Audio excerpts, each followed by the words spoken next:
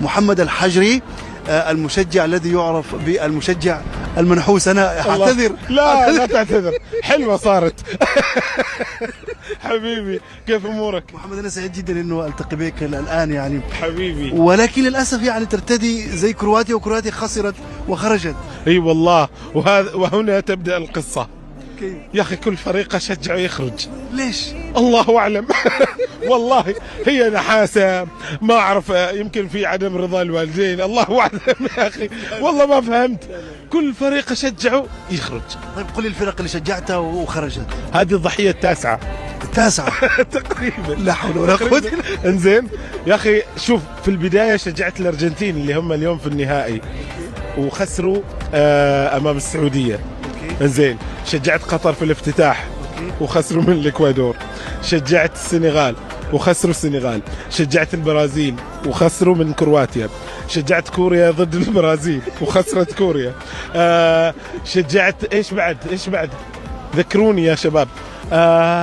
ايش بعد؟ هولندا، ايوه هولندا وخسروا. برتغال، اسبانيا، واليوم كرواتيا. بكره ما حتشجع، نعطيك اجازه ولا حتشجع فرنسا؟ اعطوني اجازه. انا خايف خليك تشجع فرنسا ويصير العكس، يعني تتغير الطفره. ايوه هذه انا اللي والله ما انام افكر، اقول ايش بيصير وسبحان الله تضبط. يعني في ناس يفكروني ساحر. والله انا ما اعلم الغيب، هذه من الله والله، سبحان الله. حظوظ. كيف تختار الفريق الذي تشجعه؟ والله شوف، هو شيئين.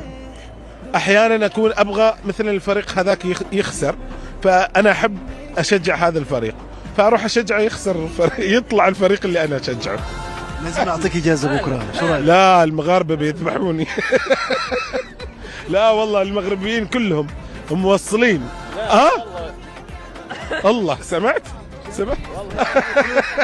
اوعى. الشباب يقولوا لك لا تقرب من المغرب. اي والله ما اقرب بكره. اي والله تلبس الارجنتين اذبح والله. شفت انا شفت اهلا.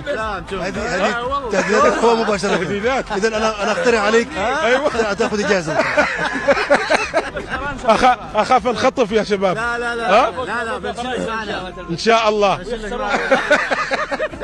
محمد حبيبي شكرا لك كثيرا، شكرا لك، بارك الله فيك. ما تشجع اي واحد، اوكي؟ ما تشجع فريق، ما اقدر. خليك هيك.